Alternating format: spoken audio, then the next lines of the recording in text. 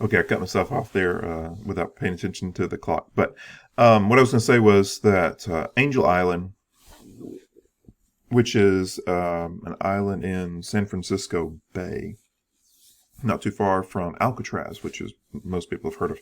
Alcatraz Island is the famous prison island there in San Francisco that's now basically a museum. But Angel Island served as the counterpart to Ellis Island in on the West Coast, and it was heavily focused on dealing with Asian immigrants.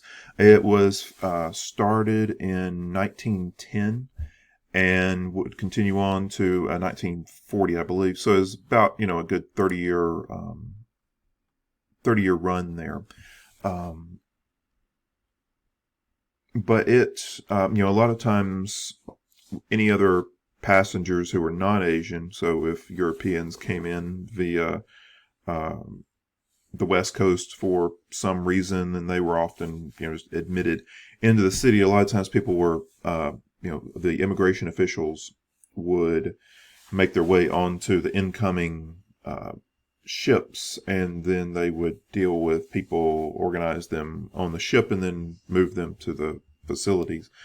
And it was not the kindest way that the country could deal with a lot of these folks. So the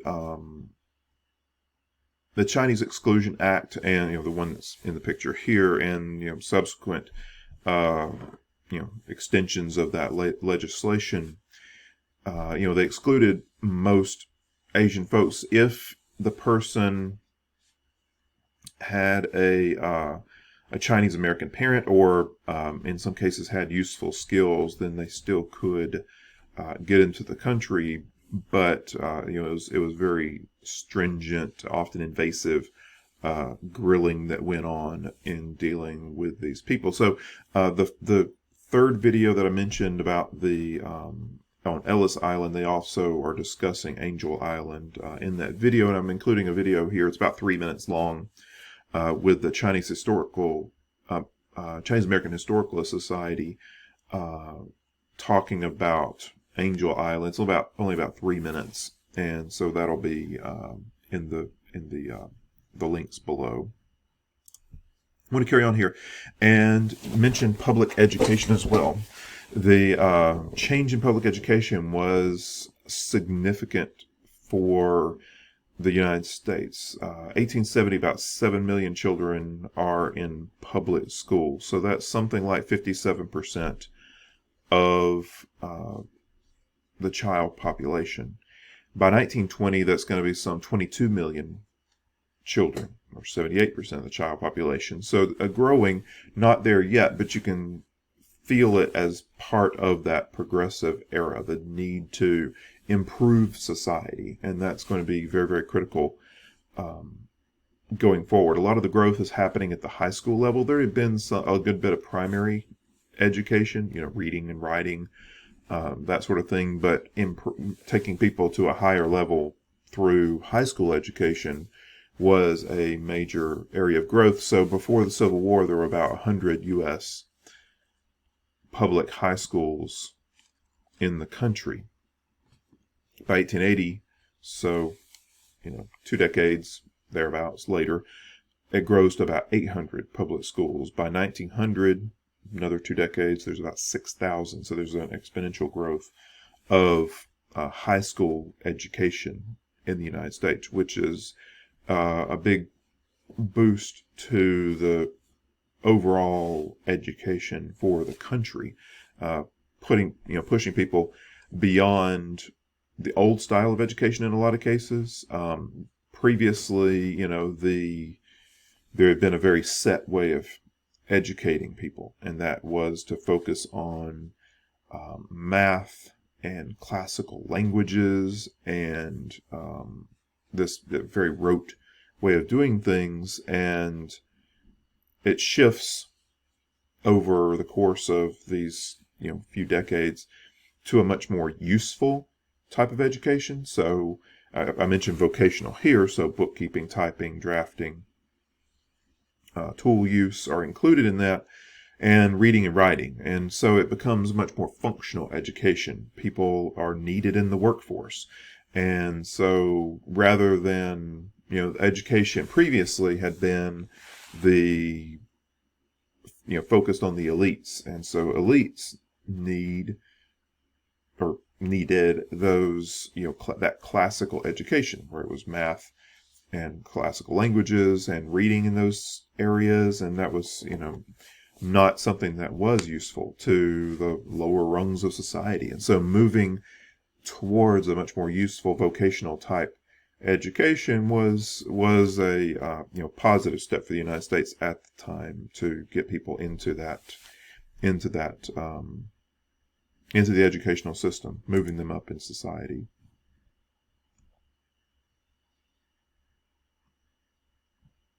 And you also see a growth in higher education, so colleges. And so in 1870, about 52,000 people are involved, enrolled in U.S. higher education colleges. 1890, 157,000. 1920, 600,000. So again, exponential growth at the top level of education in the United States. So it's becoming more flexible too. There's more just the way that college is structured is moving away from a much more rigid class system, like you are going to take all of these classes to be qualified at the end of your educational experience, to something closer to what we have today, where people have a bit of leeway in what they take to get to the same degree. And so that's a big change that's coming. And it's also changing for women. By the turn of the century, about a third of the people who are being educated in U.S. colleges are women.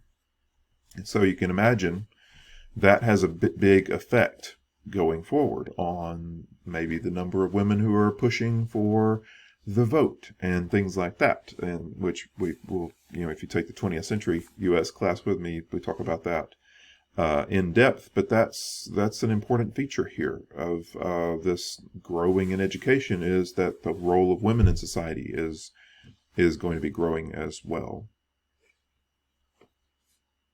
And graduate schools are also growing, not in massive terms at this point, but they are growing. There's a German system that was in place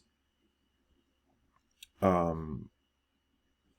I won't go into right now, but they're promoting research and higher learning, and producing future educators at the higher levels. And so that's also an important feature. So I think I'll wrap up this session of this half of the week talking about a couple of the things that were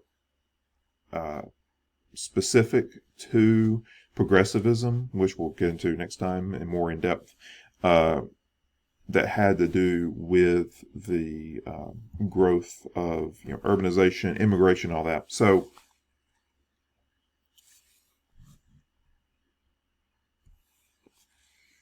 one of the reform movements that was happening at the time was the social gospel.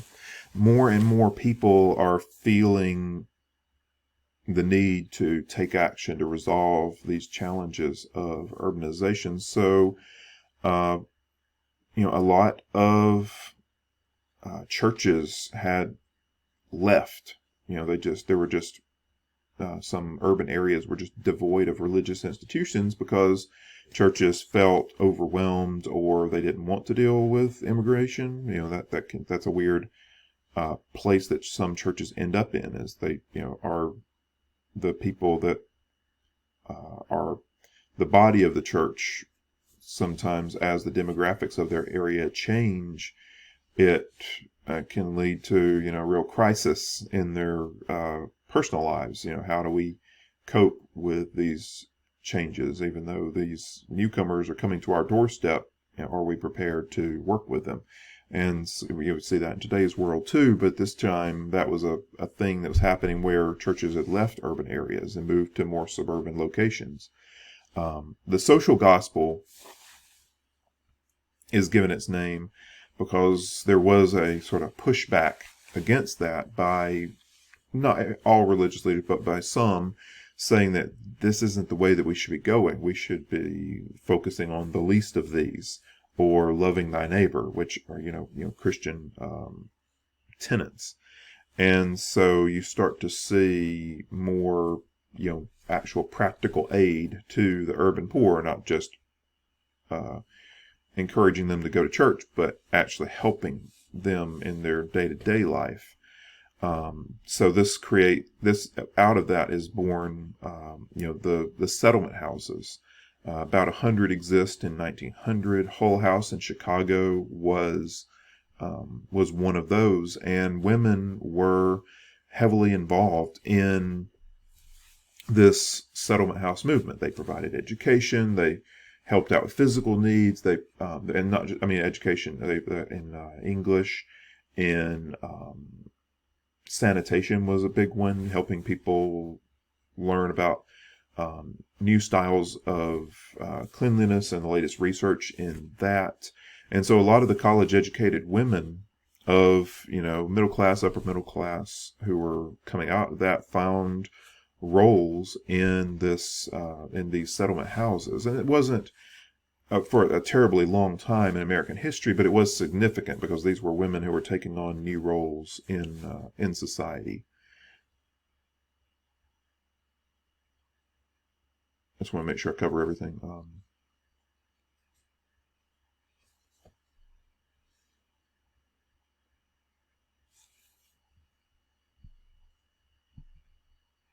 Yeah, just make sure.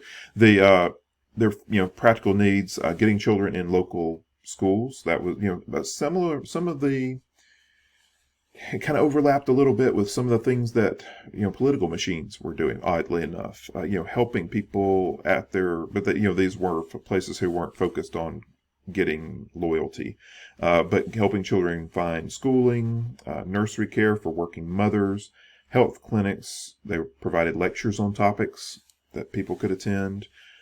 Some music and art, helping people just generally integrate into the community, find employment. Some skill training, and even some banking services were, some limited banking services for people that didn't have access to that. Later in their existence, they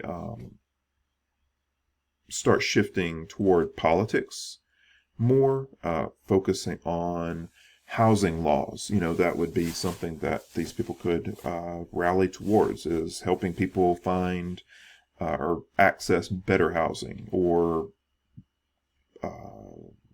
new city ordinances in housing, reducing the number of people that can be allowed at any one place to help with health issues, pushing for play spaces for children. You can imagine there being entire sections of cities that you didn't have one little piece of green space where children could play. That kind of idea that is pretty common now. Pushing for juvenile courts, the court system, finding ways that can better deal with, issues for children, pushing for worker compensation.